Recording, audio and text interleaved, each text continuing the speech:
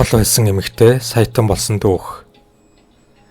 Сэргэн босголтын төгсгөл нь хуучин холбооны улсын мужуудад Африк Америкчуудын өсөх боломжийг хатуу хязгаарласан хууль батлагдсан тогтворгүй үеийг эхлүүлсэн тул хар арстнуудын амьдрал хэвчлэн боолчлын үеигтэй адил хүнд хэвээр байв. Миссисипи голын дагуух хар арст иргэд 19-р зууны сүүлээр өмнөд нутгаас зугтаж илүү сайн боломж эрэлхийлэн хойд зүгт сууршив.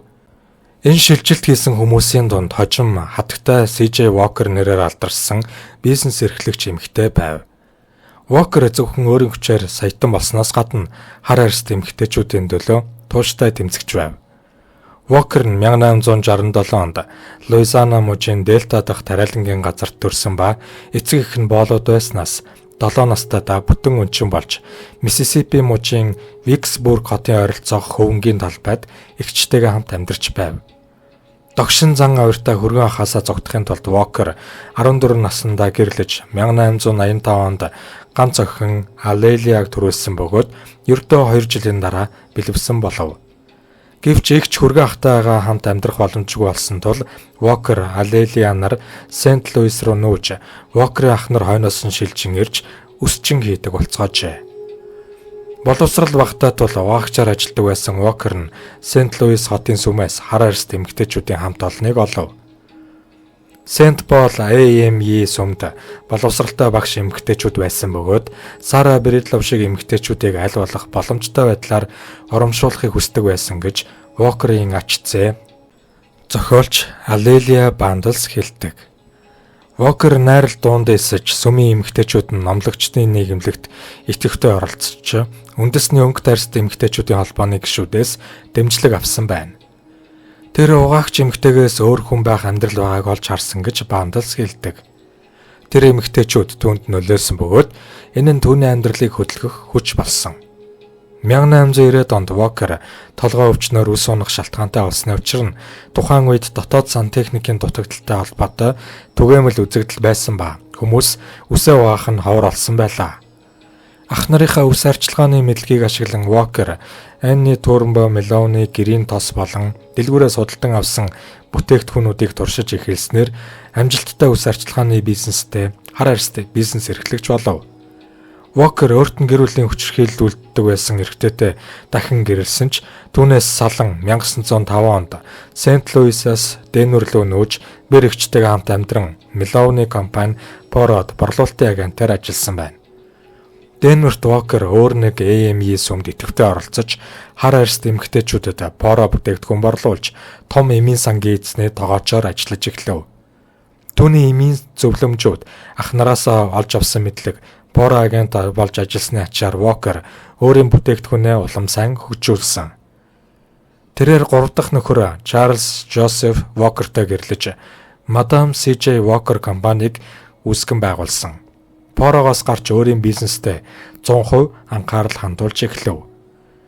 Үс арчилгааны эзэнт гүрэн байгуулах алсын хараатай Walker Madame CJ Walker's Wonderful Hair Grower нэртэй бүтээгдэхүүнээ өмнөд бүс нутгаар аялахдаа хар арст эмэгтэйчүүдэд гэрийнхэн гадна борлуулж сүмд танилцуулгын аянууд зохион байгуулдаг байв. Бизнес улам дэлгэрхэд Walker бусад хар арст эмэгтэйчүүдэд боломж олгож борлуулалтын агентаар ажилд авч ашгийг нь нэмэгдүүлэх стратеги боловсруулсан. Нөхрийнхөө маркетингийн ур чадвараар Walker хэд хэдэн хар арстнуудад зориулсан сонинд зар сурталчилгаа хийж хотод хязээ борлуулалт хийхээ зарлаж бүтээгдэхүүний талаар нийтлэл оруулдаг байв. Зарим зар сурталчилгаанд хар арст эмэгтэй та манай бүтээгдэхүүнийг зарснаар хэн нэгний галтгоонд ажиллахаас илүү их орлого олох боломжтой. Эсвэл би Мадам Walker-ийн гайхамшигт ус сургуулагчийг ашиглаж эхлэхээс өмнө миний ус 8 инчийн урттай байсан бол одоо нуруунаас доош урттай гэх зэргээр бичдэг байлаа. Walker-ийн хөрөнгө өсгийн хэрээр тэрээр сайн дурын үйлсдэн болж сургууль, урлаг, иргэний эрхийн байгууллагуудыг дэмжиж агентуудад хөрөнгө оруулалтын боломжийг олгосон. Тэр бизнесийн ертөнцид зөвхөн өөрийнхөө төлөө биш, харин хар арстнуудын сайн сайхны төлөө, ялангуяа хар арст эмэгтэйчүүдийн сайн сайхны төлөө орж ирсэн гэж Occidental College-ийн профессор зохиолч Эрика Бол хэлдэг. Гэвч Walker-ийн эзэнт гүрэн эзэмших мөрөөдөл нөхрийнхөөс ондоо байсан тул тэд салав. Walker 1910 онд үйлдвэрлэлд ээлтэй хот болох Индианаполис хотод сууршиж, бизнесээ төвлөрүүлж, үйлдвэр барьж, салон, сургалтын сургуулаа бусад хотуудад өргөжүүлсэн. Тэр мянган эмэгтэйчүүдэд ажил олгосон гэж Бандалс хэлдэг. Walker агентуудаа "Би та бүхэнд Walker-ийн агентуудын хувьд хамгийн түрүүнд хүмүүсийн өмнө хариуцлага хүлээх ёстой гэдгийг ойлгохыг хүсэж байна. Бусад хүмүүс биднийг хараад бид зөвхөн өөрсдөө биш, бусдад ч санаа тавьдаг гэдгийг ойлгуулаасай гэж хүсэж байна" гэдэг байв. 1916 онд Walker Нью-Йорк руу нүүж хар арьст архитектор Вертнер Тендегийн зураг төслөөр Irvington on Hudson дахь Вилла Леваро харшийг бариулсан байна.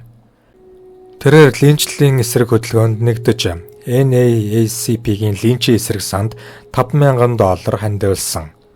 1917 оны зүүн Сент Луисийн өмнөний дараа Харлемын удирдагчтай хамт Вашингтоны улс төрчдөөс линчийн эсрэг хууль тогтоомжийг хүссэн өргөдөл илгээсэн бөгөөд энэ үед цагаан арстнуудын гарт 30 гаруй Африк Америкчууд алагдсан байлаа.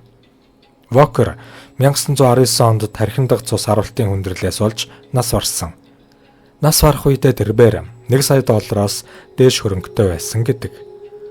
Walker-ийн өсний бүтээгдэхүүнүүд түүнийг нас барсны дараа олон 10 жилийн турш эмийн сангуудад худалдаалагдаж, компанийн үйл ажиллагаа зогссон ч 2022 онд Madam C.J. Walker компани Madam нэрээр дахин нээгдсэн байна.